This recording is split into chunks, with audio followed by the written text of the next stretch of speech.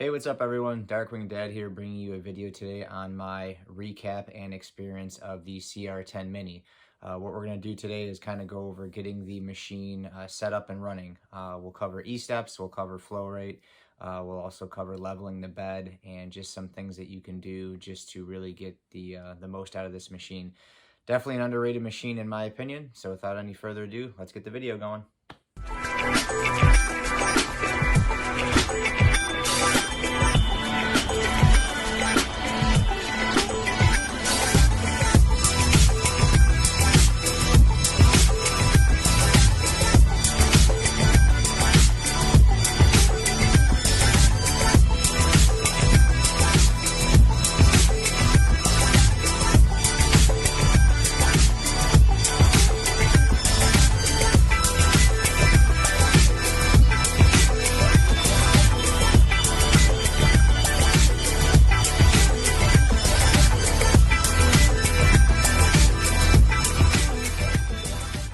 All right, well, Happy New Year, everyone. Again, I am Darkwing Dad, and I am bringing a video here for you, a requested video from one of my subscribers who wanted some tips and tricks on the Cr10 Mini. And believe it or not, I've done quite a few prints on this that were shocking to me. It really is an underrated machine. The size of the bed and the gantry really allows you to actually print some bigger pieces that you normally wouldn't be able to do with something like a Ender 3 or even Ender 3 Pro. I said in my first video, you know, how this is really, I think it's almost like the redheaded stepchild of intro printers. In all reality, it's just a smaller Cr10, which, you know, Cr10, Cr10S, the V2, the V3, all those, you know, they're awesome printers, you know. A lot of that is just because their bed size and what they can print based on volume. But this printer right here really has printed a lot of cool parts for me. You know, one of them right here being the you know, the Black Panther helmet. Now this actually can get printed a little bit larger. This I actually made for my son, so there's no way it would fit on my head. It's a little bit too small for that. But I was actually messing around with it the other day, and I can actually print one to fit my head. Now, if you have I guess a smaller head, you know, you could definitely use that to print it. But you know, this was just printed on the Cr10 Mini here at a 0.2 layer height. Fit pretty much perfectly, so you can definitely print a lot of cool things. I also printed Venom here. Did it in sections. It's not quite yet finished. But I've also printed things such as faceplates for some projects that I've done. And if you can look over in the corner there, a lot of these helmets that I did here, I printed actually this whole helmet on the Cr10 Mini. This is a full-size helmet. It'll fit you just fine. So it's all really in, if you can dissect these parts into, this is taped together, but if I were to break all these parts off, if you position helmets properly on this machine, I mean, you can print, you know, depending on your head size, you know, full-size helmets, no problem. I've got a whole other bunch of collections in this corner here. Here's another one that I did on the machine. Again, this is a full-size helmet. Like I said, I do kind of have a little bit smaller of a head. If you're a bigger guy or girl, I can't guarantee you're going to be able to print, you know, a full-size helmet that'll fit you. But for kids and for, I guess, smaller adults, you can definitely print a full-size helmet on there. So pretty cool. What I'm going to do now is basically just kind of switch the camera around. Kind of show you some bed leveling tips. So one big advantage to the Cr10 Mini is it comes with the glass bed. So I'll do a quick breakdown and why I feel this is such a great machine over the Ender 3, and then we'll get into bed leveling real quick. But you know, it comes with a glass bed. So you know, when I got into 3D printing, and my first machine was a Cr10S, and it had the glass bed, and I feel like the glass bed is just it just allows you to understand adhesion and brim and raft and things like that, because you can always throw a little bit of hairspray on. Eventually you get to the point to where you just have a clean bed, you clean it with alcohol, and you understand temperature and proper bed leveling.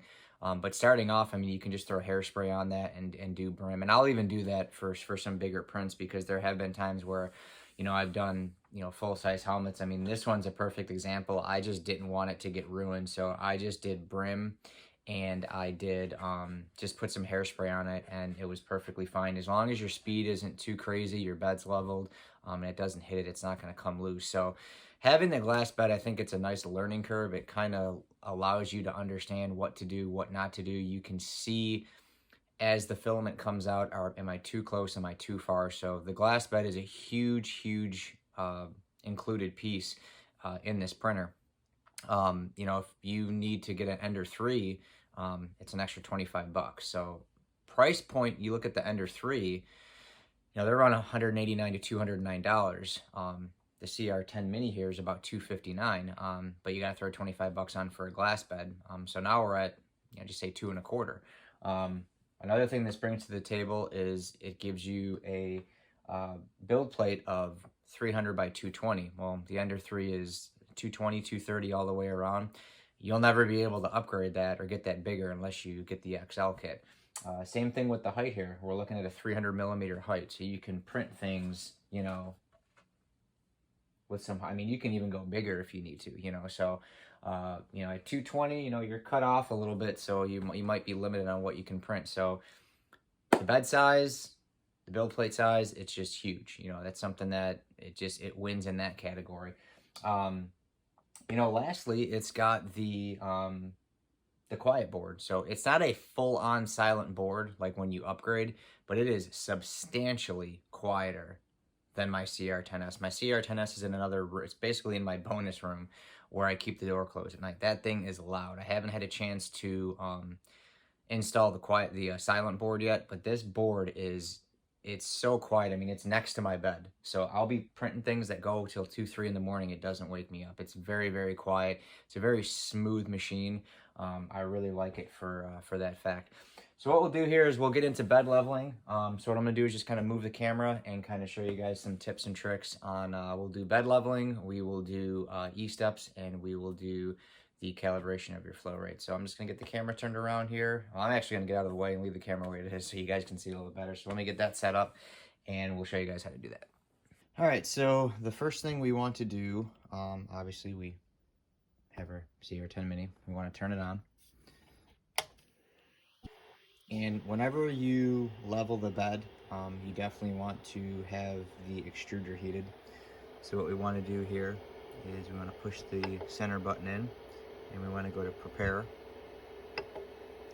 and we want to go to Preheat Pla. And what that's going to do is it's going to heat the bed and it's going to heat the extruder. When things are hot, they expand. So we want everything, the bed, not everything. We don't want it cold because that can actually affect the way that we're going to level the bed.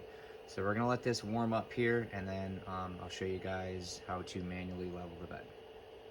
All right, so our printer is pretty much heated up. I just wanted to show you one more time before we get started the price breakdown and the comparison that I use between the Ender 3 and the Cr10 Mini, because I kind of rambled there. I started talking about the glass bed and the build plate, and then I went off key. So we'll need a piece of paper for this, so I wrote this on a piece of paper. But basically, the Cr10 Mini you can get for around $259 or less, and that's going to come with everything you see here: the glass bed, the quiet board, 220 by 300 by 300 build plate. It does have the power shutoff, the continuation. It doesn't have a filament sensor. Neither does the Ender 3, so that's kind of a wash. But it's got basically all the features you need to get you going. And to me, it's an awesome machine. The Ender 3 does not come with a glass bed, so if you wanted a similar setup to this in an Ender 3, an Ender 3 right now is $209.99, 25 bucks for a glass bed. If you want a quieter board, it's about 40 bucks, giving you $274.99. So it's 15 bucks more, and you don't have the same size build plate. So you're at a loss. You're paying more for less. So this really is a fantastic machine, and it's not to discredit the Ender 3. I know a lot of people start off with it, but you won't outgrow this printer as quick as you will in Ender 3, and that's really what it comes down to. This is still a small printer. I consider it more of a medium-sized printer because, like I said, you can do so many great projects on this if you just angle everything right. So now we'll get into leveling the bed. So again, we've heated our machine up here. We're at 195 degrees at the nozzle, and then the bed's at 60. And what you want to do, I guess I'll actually show you over here, is we want to lift the Z-axis first, just to slide that piece of paper under it. So we're just going to move it up about 20 millimeters here, just to slide the paper under it.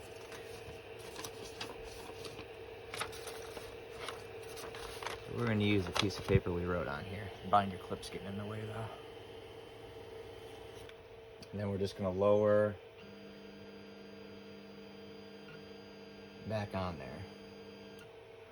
So when you are leveling your bed, you have these knobs underneath, and when you turn them to the right, righty-tighty, that's going to raise the bed up, and when you turn it to the left, that's going to drop the bed down. So really what you want to do is you want to take a piece of paper and you want to be able to slide the piece of paper back and forth, not freely. You want a little bit of snag from the nozzle, but not a ton. So what you basically do is just kind of start off and see how you feel. Now, you want to disable the steppers on the printer, and I'll show you how to do that as well. So we want to go back to prepare, and so by disabling the steppers, you'll be able to move the bed and the extruder here on the x-axis freely. You don't want that. You don't want to be cranking on that because you'll definitely mess up some gears on there. So, but basically what you want to do is you kind of want to, now this feels a little bit tight, okay? So the paper is moving, but you don't want it super, super tight. So what I'm going to do here is just turn the knob on the bottom to the left. So like I said, you want to have, and you don't want to pull the paper up, you want to kind of leave it flat. I actually try to pull it down. You want to hear it a little bit, but you don't want a ton. And you usually have to do this 2 times around, because usually when one's off, all of them are off a little bit. And when you tighten one, it's going to affect the other. So what I'll do here is kind of slide this forward and slide this over.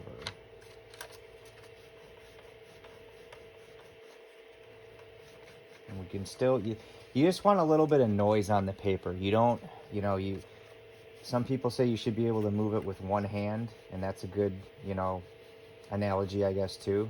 But I just kind of like to go like this and just be able to move it freely. And as we get over here, it's a little bit tighter. So we want to loosen it. Again, we're going to turn the knob to the left. It's going to lower the bed. And it just made it a lot more looser. Maybe a little bit too loose. We want it all pretty much uniform.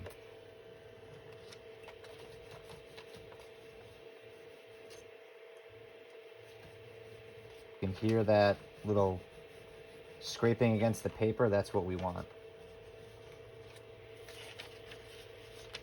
This back is really loose though.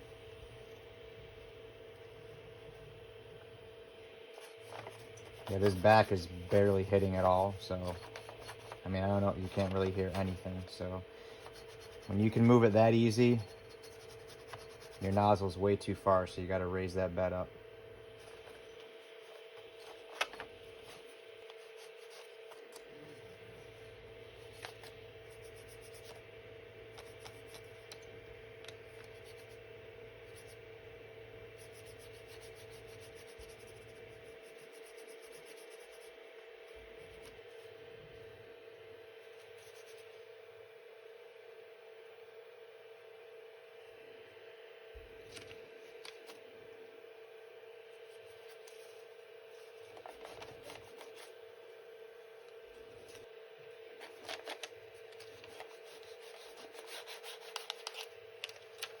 So that's really all we want here, is that little bit of noise on the whole printer. And like I said, sometimes what you want to do is go back around each side corner to corner, just to kind of make sure that it's where you want it to be.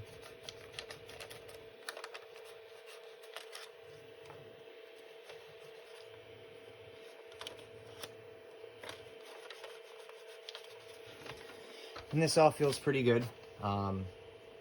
And another key indicator too is if you look at your paper and you see any deep gout, you don't really want like a ton of marks. You want to see some, but I mean, this is just pen, but right here would be an indicator that your bed's a little bit too low. So you can see, for the most part, you can see like kind of like a shadowing, which that's what you want. But when it's actually gouging and deep, where you can see it without the light hitting it. So I guess that's a little bit of a tip. If you just use white printer paper, you want these faint marks when the light hits it at certain angles. But if you just look at it and you can see a mark, that's kind of how you know that your nozzle's a little bit too close there. So what we're going to do is we are going to get a bed leveling file, and we're going to print that real quick. So let me grab some filament here and I will show you the bed leveling file on Cr10. Okay, so on Thingiverse, there are multiple different bed leveling options that you can find. This is just one I downloaded real quick. What it'll do is it will just make sure all 4 of your corners and your center are properly leveled. So you're basically just going to download that file, and then you're going to load it into Cr10. Now, when you load this onto your Cr10 Mini, it's going to be larger, so you'll have to scale it down. So this particular file, I just clicked it and used the scale option on Cr10 to size it properly to the bed, put my settings in on the side here, and then saved it to file on my removable micro SD, and it's only a 17-minute print. So let's load the filament and do this test real quick.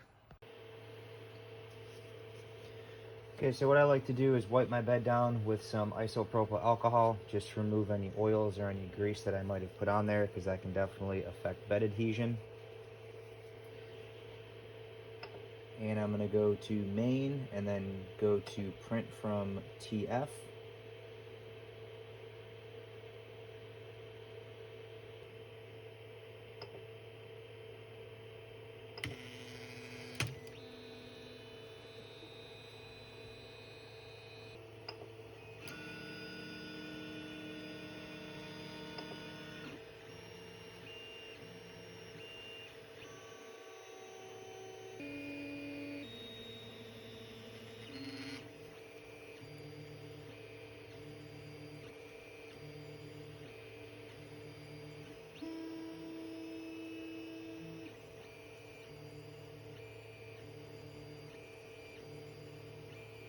All right, so while this bed level test goes here, I want to show you guys, I'm not going to do it actually on this test while it's doing it, but kind of explain to you guys what you can do to kind of help level your bed, or also improve adhesion. If you go to, I'll go back to the beginning here, if you push your middle button down and go to tune, and then you scroll all the way to the bottom and go to baby step Z, or baby Z steps, some people call them. Basically what this feature allows you to do is, if your nozzle, which we'll say this is your nozzle, this is your nozzle here, and let's say it is, let me try to get this completely lined up here. If it's too close or too far, you can basically turn this to the right to raise your nozzle up, or you can turn it to the left to apply a negative increment and lower it. So depending on how you leveled your bed, you can actually compensate for improper bed leveling, or just if it's slightly off a little bit, by just taking this baby Z step setting, it's a tongue twister, and adjusting it. So again, if you turn it to the right, what you're going to do is, if you're too low and it's scraping, or it looks like it's smushing too much, it'll raise it just a little bit. And then the complete opposite, if it's too far, you can turn it to the left and it'll add a negative increment and kind of apply it right down. So you can see this test is going on here, and actually I got a little bit of some stuff over on the corner here. It was left from the nozzle. I don't know, and it's not going to let me pull it off. But so far it's printing pretty good. So we're going to allow this test to continue here and see how it looks.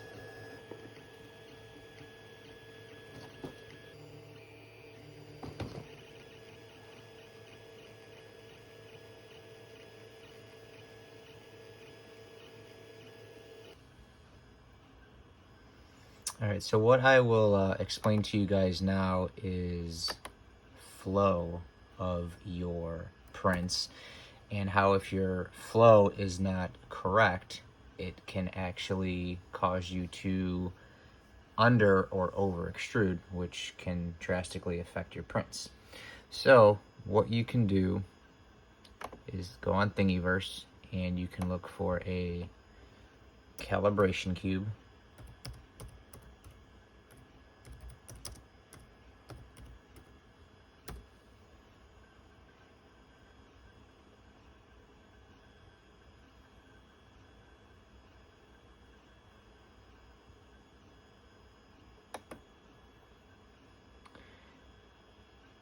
And that's wrong, Thingiverse. There's definitely calibration cubes on here. I already have one downloaded. I wanted to show you on here, but Thingiverse tends to be very weird sometimes if there's a lot of people on. So if you're new to 3D printing and you use Thingiverse, sometimes see how it didn't pop up, but now it does. So there's all sorts of different calibration cubes that you can use. We want to test make sure our walls are basically extruding at the proper millimeter, so I like to use this empty one here. So what we do is we load up a Cr10, and we've got our Cr10. This is set to my mini. It's the proper bed size and everything. And then I just go to my downloads, and all you want to do is put the cube on there. You want to prepare it and slice it and print it on your bed. Now, when you do this, I don't know why I hit prepare, because there's things that you have to change. I guess I could hit cancel. So when you do when you're doing a flow rate test, you basically print one of these cubes right here, okay? When you do those, what you want to do is you want to start, it doesn't really matter what layer height, that's kind of irrelevant. But what we want here is we only want one count on the walls, and we want 0 top layers and 0 bottom layers. We don't need ironing or any of that stuff on. And your infill, you want it 0, because all we want to make sure is that this line width is proper. So infill's at 0, we have no top layer, no bottom layer, we have one wall line count. That's all we want, because we want to print one wall. We want to make sure and see how thick it is. So then we hit prepare, and they usually take around 20 minutes or so. It's not too long, yeah, 21 minutes. So let me grab my little tripod here, and I'll show you how to check and see if your current flow rate setting is proper on your machine, and if it's not, what you can do to adjust it. Okay, so to properly figure out if your printer's flow rate is correct, you will need a digital micrometer, and you want to set it to millimeters. And you can print, you know, I guess it depends on the file. Like this cube was a 0.8 millimeter wall. There's also ones that are thinner, that are the exact line width. This one I cut a small piece of filament out and it started getting clogged, but it's just for purposes you'll see. It still printed fine, it just kind of got a little messy at the end. So if your flow rate is correct, all of these walls, like this is a 0.8 millimeter cube. All of the walls should read 0.8. So you basically take your micrometer. Wall 1 is 0.8. Wall 2 is 0.8. Wall 3 is 0.8. And wall 4 is 0.8. So it really doesn't matter what millimeter it comes out at. This was a file I downloaded and I didn't realize it was a 0.8, but it shows that it's printing it at the proper millimeter. And that's not a bad thing. It's a little bit thicker. I noticed with these thinner ones that you print at 0.4, this one came detached off the bed. That's why it kind of messed up. And so did this one, so I had to print them a little bit slower. But even on this one that's kind of messed up, so these should all be 0.4. So you can see that's 0.4 there. And like I said, this one warped a little bit, so you got to give it a second. That's 0.4. This is where it really got kind of gonky on me here. That's 0.4. And that one's 0.4. So even though the print kind of messed up, and because these were one piece and they just kind of broke apart, it's still reading 0.4. So if you're getting proper readings, if all your walls are the same, there's no reason to adjust your flow. And you can see from your flow on your printer or on Cr10. So I'll show you real quick here.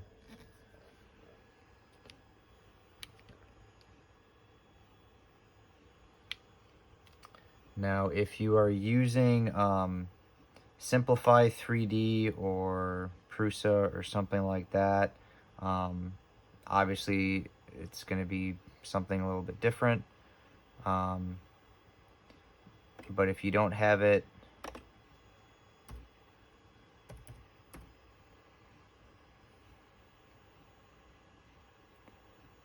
on your main screen,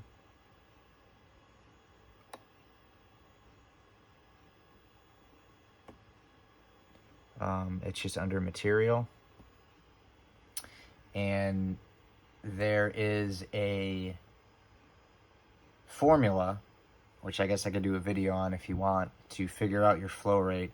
But you know, if you are over extruding, in a sense, you have too much flow coming out, you know, you would basically adjust this and bump this down. So if a lot of the times, if it's something like one of your walls is off by, you know, 0.5 millimeter or maybe 1 millimeter, your flow rate might be somewhere between 88 and 92. You know, what I can do is I can put that calculation in the description, so that way it's very simple. You're basically adding up all your walls and then just simply dividing them, and it'll give you a new factor for your flow rate. So it's pretty simple. So I'll post that up because I don't really need to do it for mine. Mine is good. You can also adjust the flow rate on your printer if you need to, but a lot of times I recommend doing it in your slicer program, because if you forget to do it on your actual printer itself, you could get into some either under or over extrusion factors.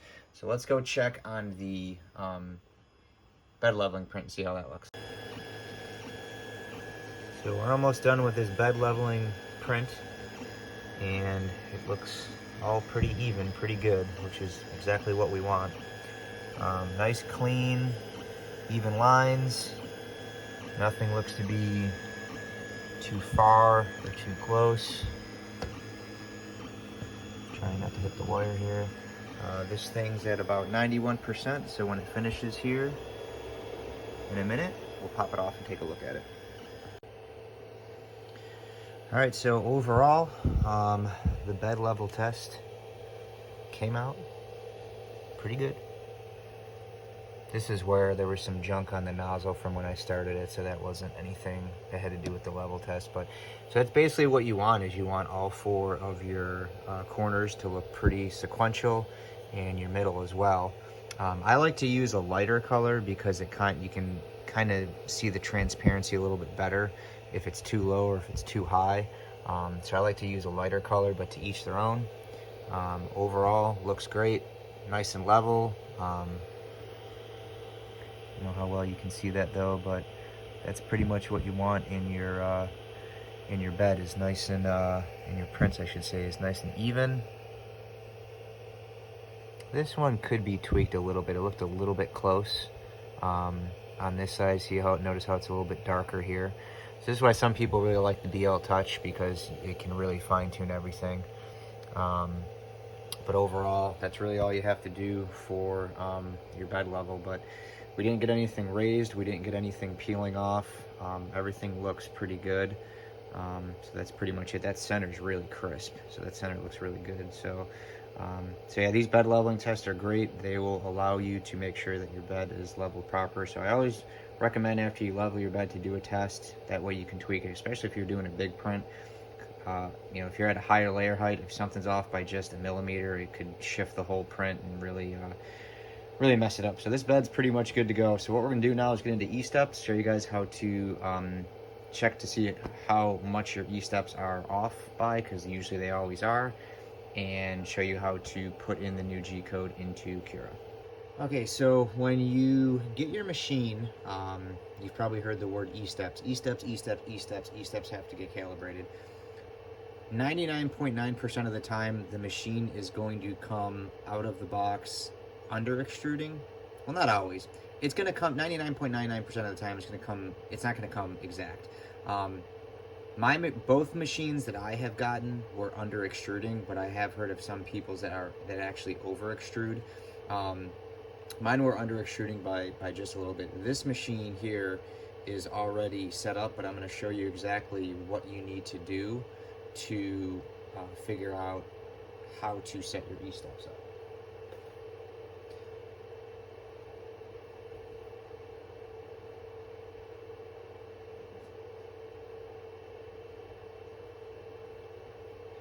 So the first thing we want to do is from your main point here up to the filament, which I'm going to kind of pop this off here, you want to measure 100 millimeters, okay?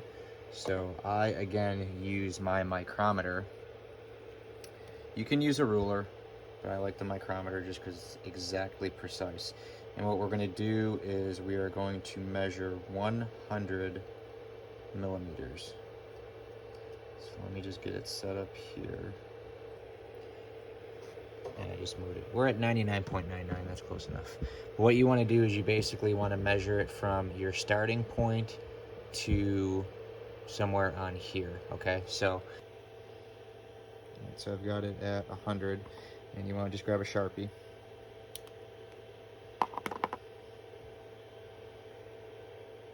So from where the base of your filament is going in, and to the end of this micrometer, you want to make a mark with the Sharpie. So you can see the mark right there. Now, what some people do is they'll measure an extra 10 millimeters just to see if they're under or over extruding. What I do, though, is I make my mark here. So let's say you were over extruding, okay? So let's say you told the machine to do 100 millimeters and it did 105. So it's gonna suck this blue mark in 5 millimeters more, so it's gonna put it somewhere in this vicinity. All you do is then just make another mark with the Sharpie, you pull the filament out and measure that. So some people, they're like, oh, add an extra 10 millimeters here. I just mark it with Sharpie and measure in between the two distances. It's the easiest thing to do. So we've got our 100 millimeters marked. Our bed's still looking beautifully leveled. What you wanna do is, first thing, you want to, again, raise your axis. So I'm going to move the Z axis up about 40 millimeters. We'll say 50. Just because we don't want all of, oh, my gimbal's going crazy. We don't want all of it smushing into the bed and then possibly clogging the extruder. So now what we're going to do, we're going to come back to here, and we are going to tell the extruder to extrude 100 millimeters of filament. Don't mind that, okay? You can auto home it, it'll go to 0, but what we want to do is just add 100 to this number, okay? If you're auto homed, it will be at 0. It's just because we already printed something that moved 306.4 millimeters of filament. So all we want to do is add 100 to here. So I'll show you that one more time. So if you're at the main, you're going to push this.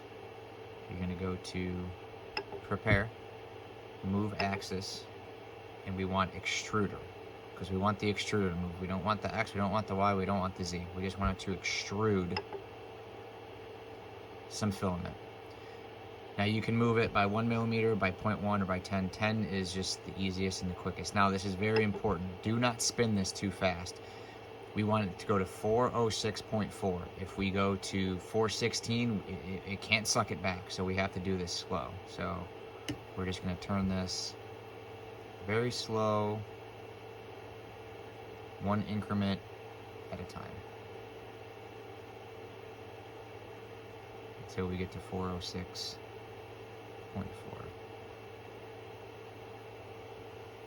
And what it will do is extrude out the filament. This is also a good way to see if your nozzle is clean, because if it's pushing out filament like this nice and clean, nice and easy, you know that you have a nice clean nozzle, which is always super important in 3D printing. Okay, so we are done extruding, and I don't know if you can see, but the blue line I made with the Sharpie, it's dead on. So I am 110% set on my E-steps.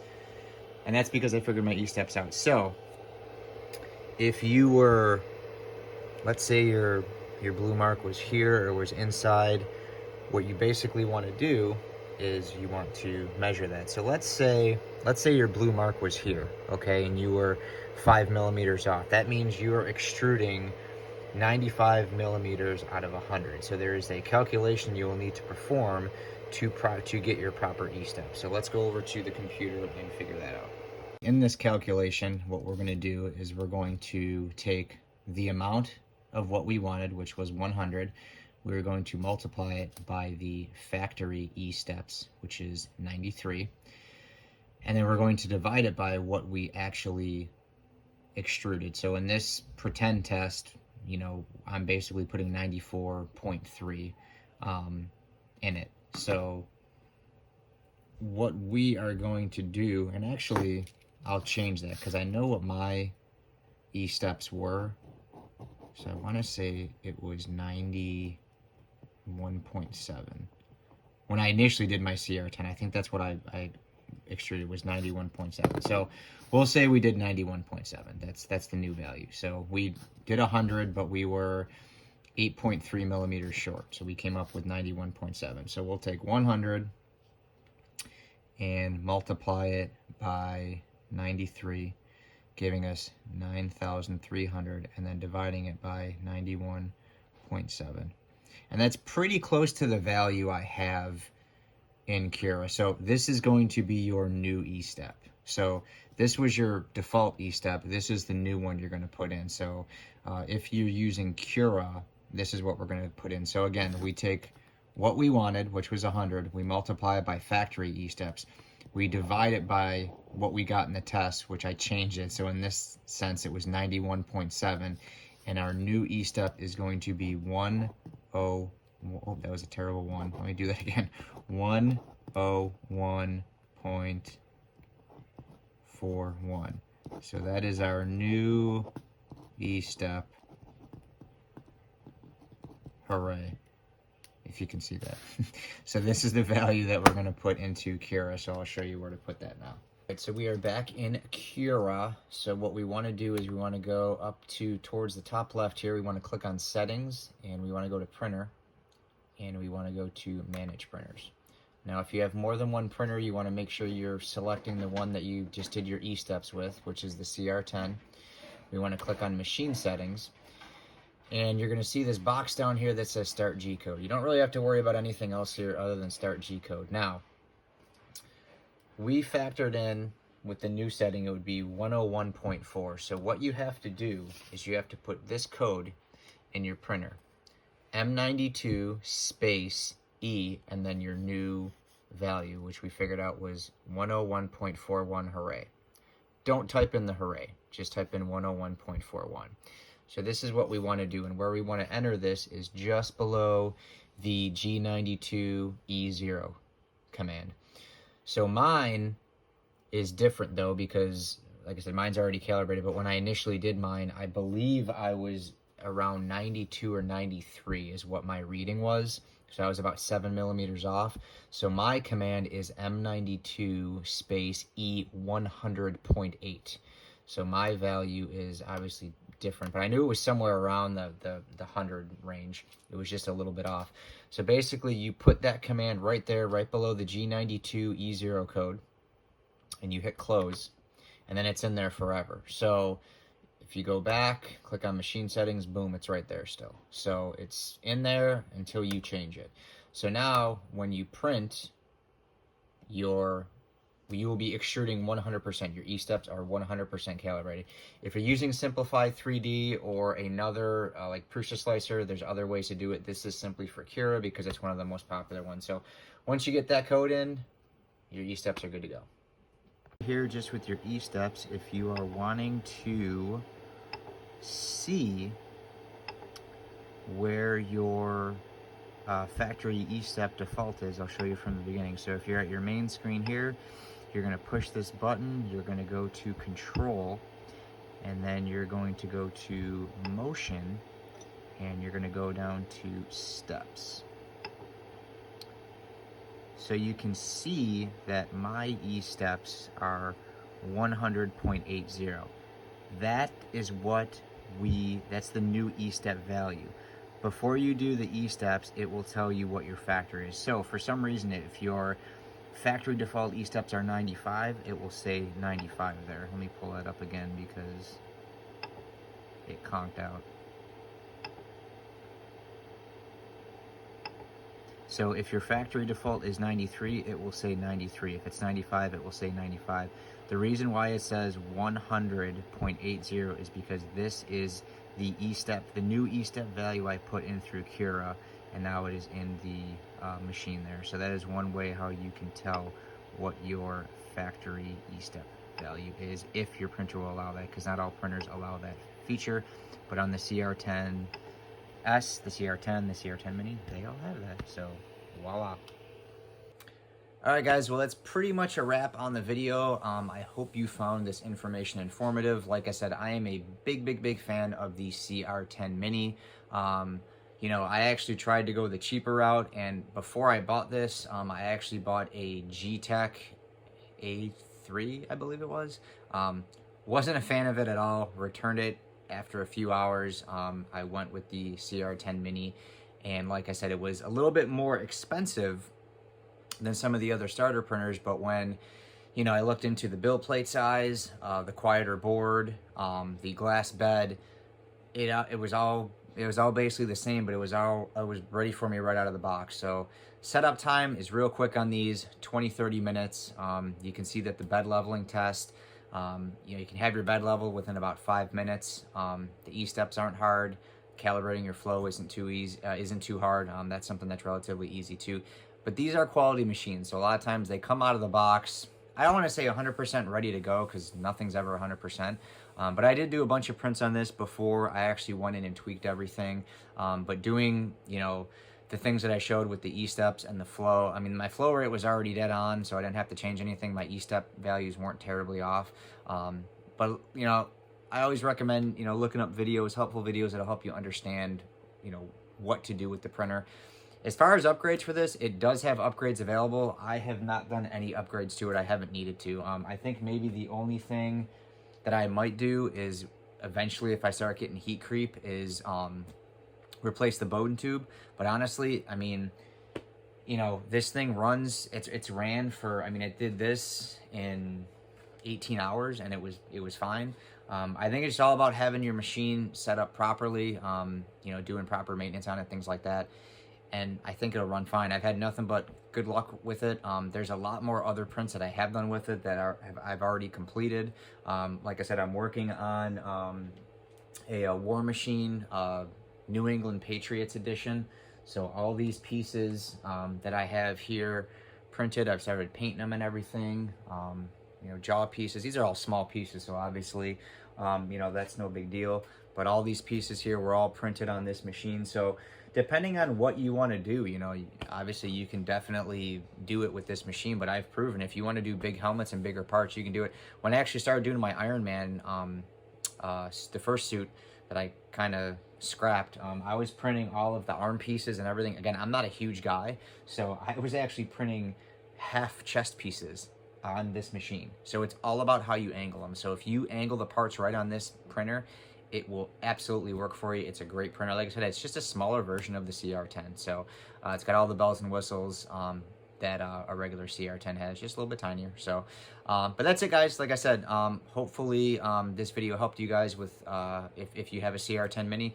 I know we are probably welcoming a bunch of new members to the 3D print community, it being just after Christmas. So anyone watching or anyone new to the community, welcome. Hopefully videos like this help you. I know they help guys like me when I first got into 3D printing, so I just try to pay it forward and break it down on maybe not such a veteran term analogy. I don't know. I know some of these videos, a lot of these guys are masters. They're you know, craftsmen in what they do. They know how to figure everything out, and sometimes they just ramble things off, and you know, guys more on a beginner level or more of an intro level are like, what are they talking about? So I try to do these videos more on a, not a noob level, but on a simpler level. I use my hands a lot. So hopefully that helps. I don't know. But hopefully this video will help you guys. If you are a subscriber to the channel, thank you so much. Again, we're going to be having a lot more content as we go along, just trying to find the time to balance life and work and kids and YouTube channel in one is it can be difficult, plus projects and everything that I'm doing. So but if you are a subscriber, thank you. If you would like to subscribe, I can't talk, it's the end of the video and I always start trying to wrap it up. If you'd like to subscribe to the channel, please click the subscribe button, click the notifications bell to be notified of new videos when they're up. I will be hopefully putting up a video on the Captain Rex helmet, and the War Machine will probably be my next two. So stay on the lookout for those, as well as the printing process of the Punisher War Machine suit that I'm working on. So I won't give away any more spoilers, just look for those new videos. If you have a question or comment about anything I did here, please leave me a comment. I'm always quick to respond. If there's anything you feel I could do better, I'm always open to criticism and feedback, so please drop me a line if you'd like, and of course like and subscribe. So thanks again, guys. I hope you guys are having a great new year. If you're new to 3D printing, again, welcome.